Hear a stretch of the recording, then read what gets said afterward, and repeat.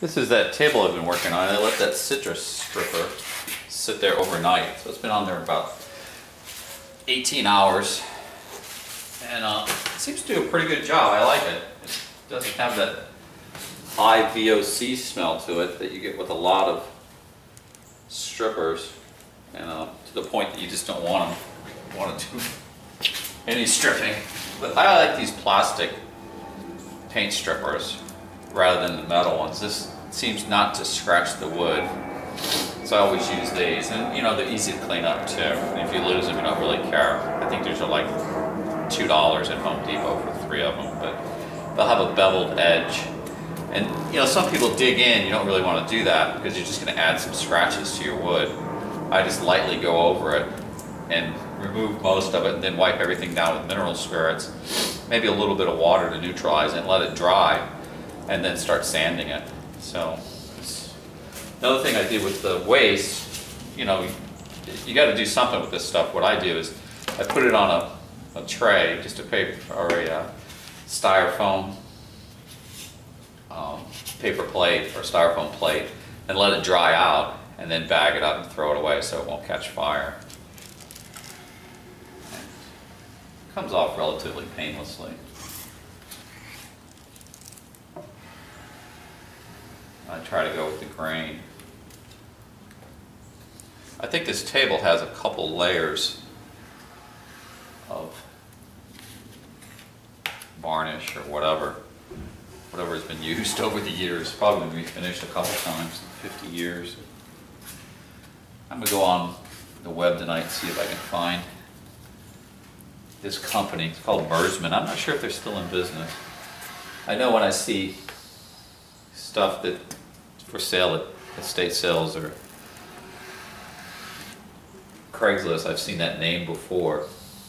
I think it might have been one of those companies from the 60s.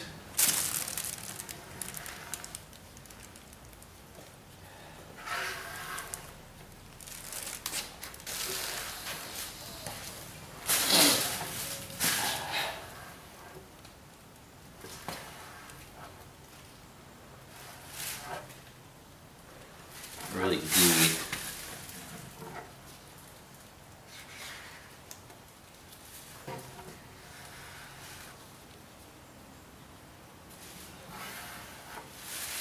Of course you want to wear the gloves.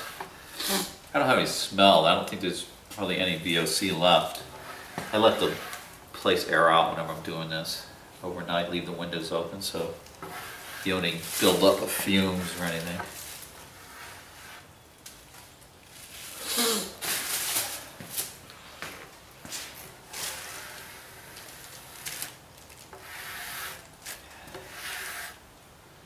There's really a couple layers of stain here.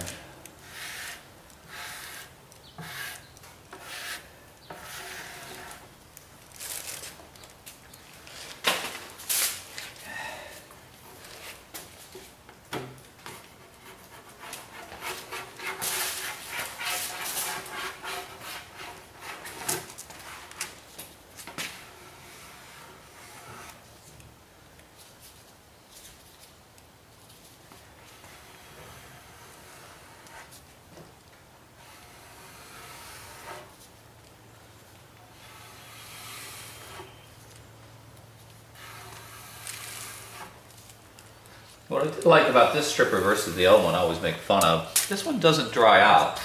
I noticed with the other one it seemed to dry out pretty quickly. So I think for this stuff to really work well, you got to really let it do its job. And the projects that I did with the other brand just didn't seem to do very well.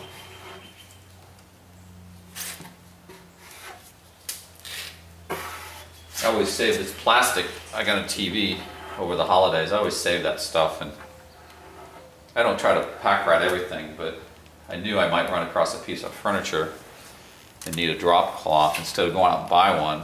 Because I don't like to keep this stuff after I'm done with the project. Get rid of everything. So I don't use those drop cloths, because what are you going to do with it? Put it in your washer? No. You're going to dry it out, but then, you know, that chemical is embedded in that drop cloth. I guess you could buy plastic ones, but I don't know, you just let this thing dry out so the chemical's inert and throw it away.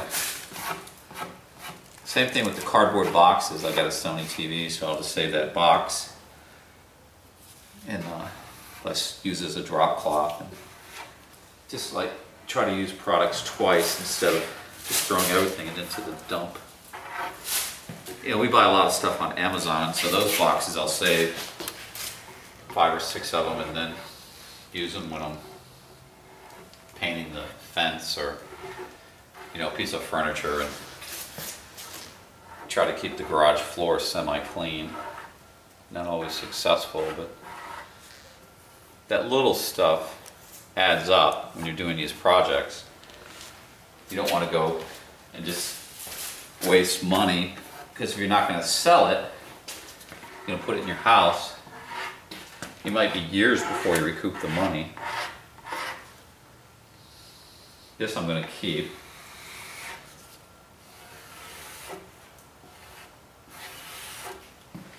What it's stained is really in there. You can see part of it got down, but a lot of it's still there. So just put this like this, set it outside for a couple days.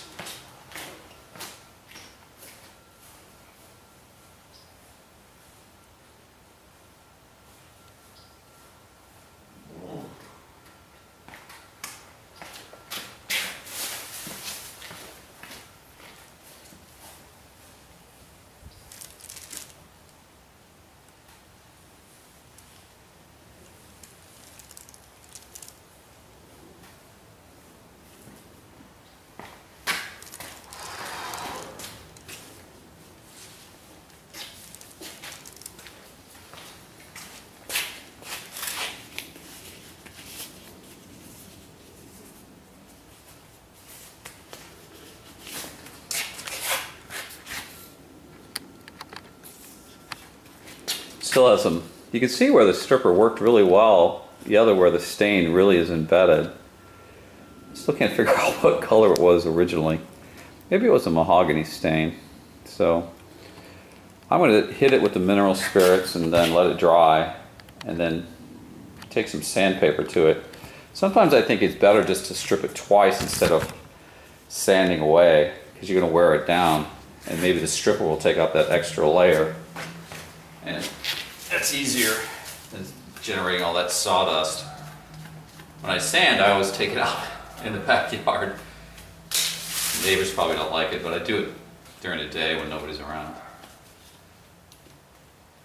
That way there's no complaints.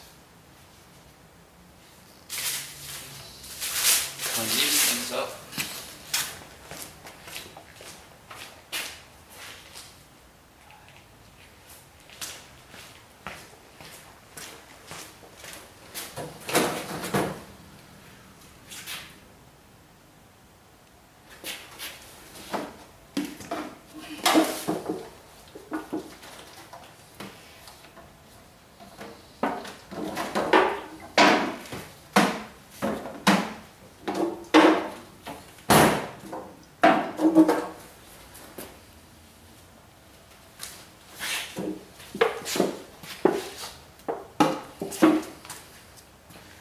Everything I read said just use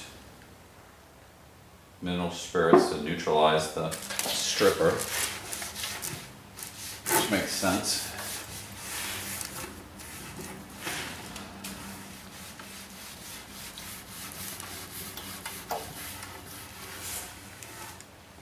I imagine this table's been refinished at least once, maybe twice.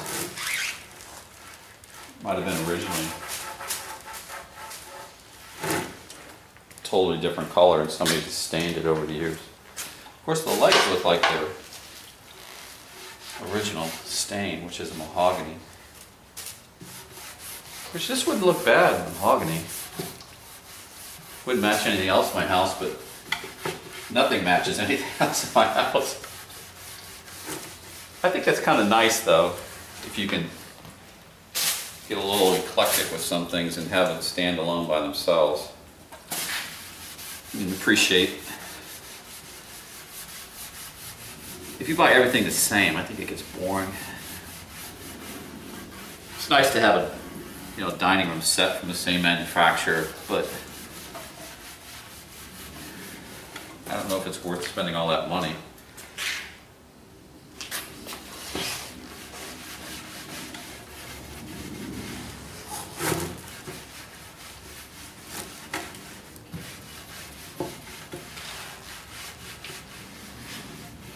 Yeah, I'm definitely going to hit it again with the stain, or excuse me, the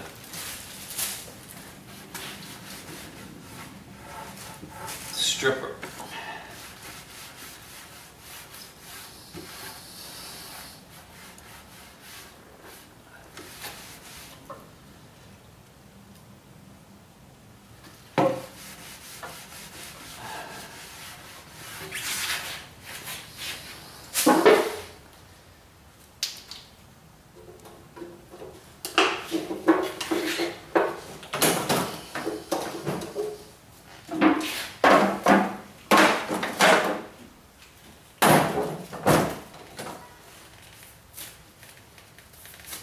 All this stuff I let dry out, then throw it away.